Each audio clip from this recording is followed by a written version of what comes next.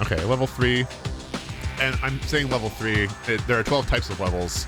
There are 28 actual levels in the game because many of them repeat. This is called cracking the code. Some doors are sealed with coded locks. To gain access, you must solve the code you were presented with. Bum, bum, bum.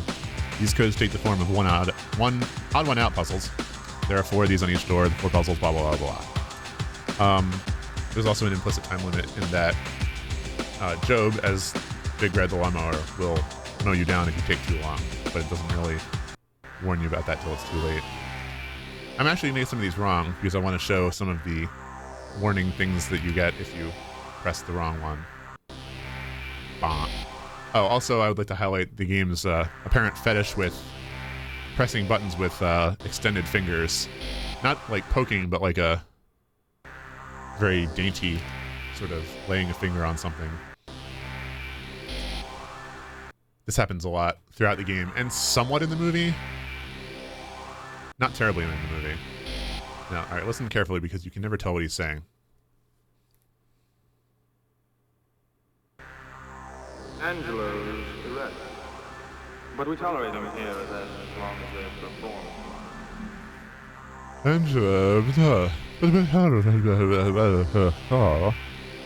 That's actually a clip from the movie, but it's heavily edited from a longer line, which doesn't help the case.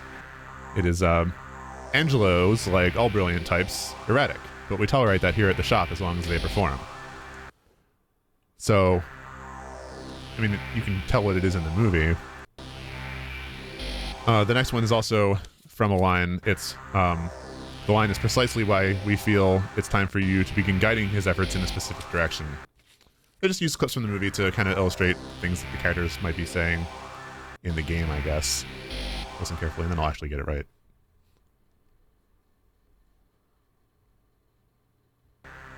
We feel it's time for you to begin guiding his efforts in a specific direction.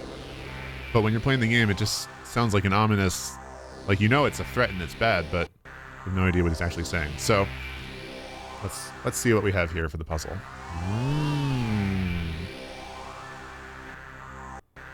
Okay. That one doesn't fit. Womp. Also, Dr. Angelo has a, I think he's supposed to have kind of like a reflective metal look, like a T-1000 or something. But throughout the game, I always just think that he looks more like some sort of glass statue or like ice sculpture or something, especially because when he dies, he just shatters. Access granted. Whee. Now, there is actually something sort of like that in the movie. Games with goofy little black and white symbols that you have to match up, but it's not to pick the odd one out, it's to pick the next one that could fit with some. So I'll give him a point for effort at least.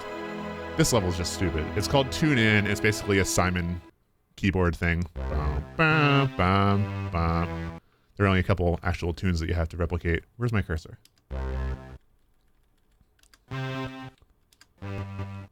It's just a huge time waster. He stares there dumbly like, is this it? And because it's all pre-recorded video, you have to watch as he presses each key in turn and then resets to the original position. I would also show what happens if you get 3 chances on this. 2, which is, those 2 levels are the only times you get multiple chances on anything. It's very generous of the game, but...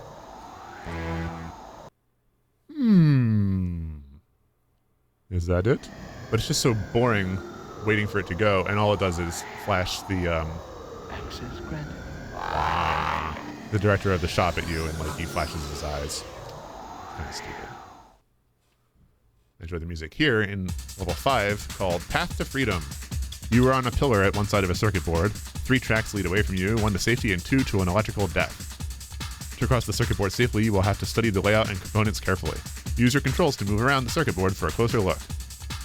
And so on and so on. There's also a bit of a time limit here. So let's see what we have.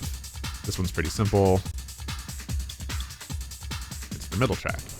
And then it plays... This video is almost always the same as far as I can tell, regardless of what the actual printed circuit board layout was.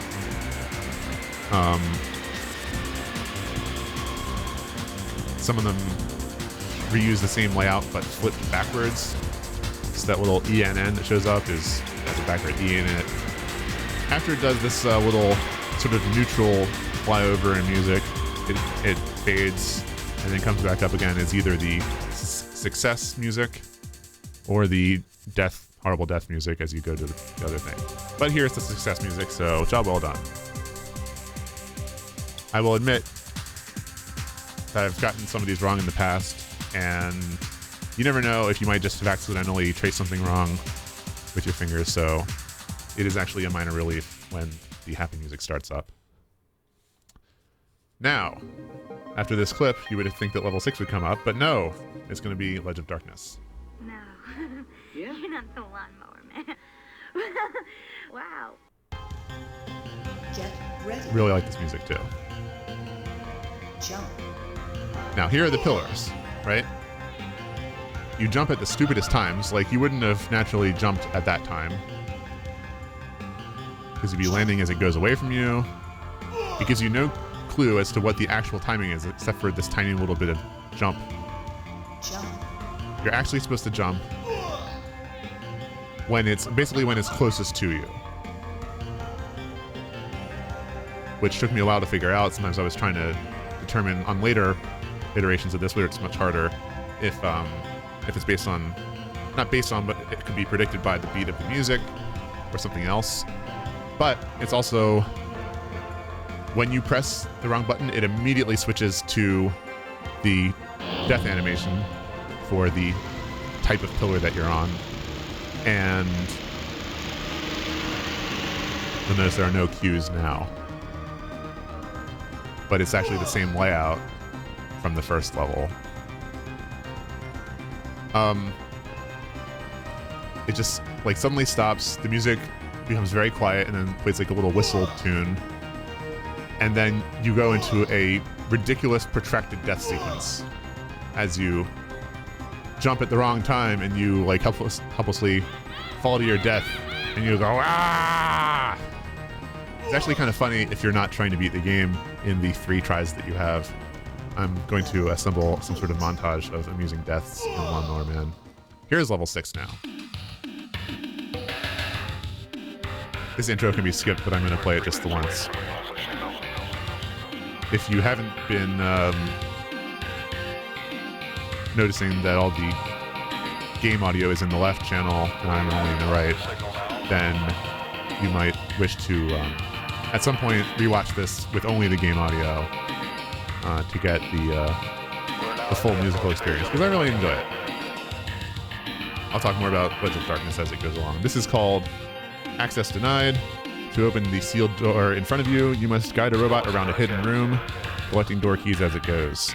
There is a screen floating in front of you, showing a view of the hidden room. Press fire to flip the screen over, and then the arrow keys to move it around. To collect a key, pass the robot over it. As each key is collected, a new one appears in the room until you have collected enough to open the door. There's also a time limit here. And Jobe will come get you if you take too long. Okay. These are not usually that bad, it's just a little bit of memorization.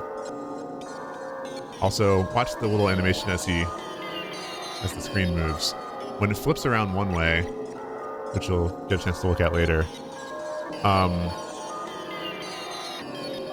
it's obviously just the animation from the other way run backwards.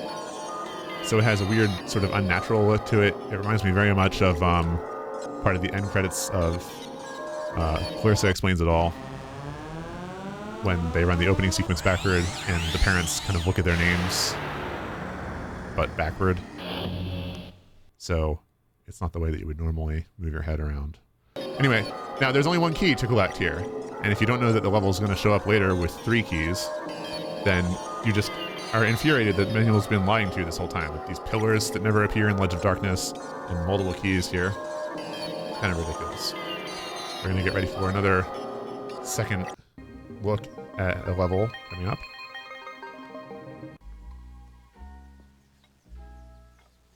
So hot today, Joe. Why don't you come up for a cold glass of lemonade? Because we're back for Cyber Bogey. Now there are no Hold on, let's watch him point. There are no audible hints as to what you have to do. That's alright, because you can watch the arrows, and you can also just kind of see what's coming up, honestly. Get ready. Like, I know I have to go up. Now, I was mentioning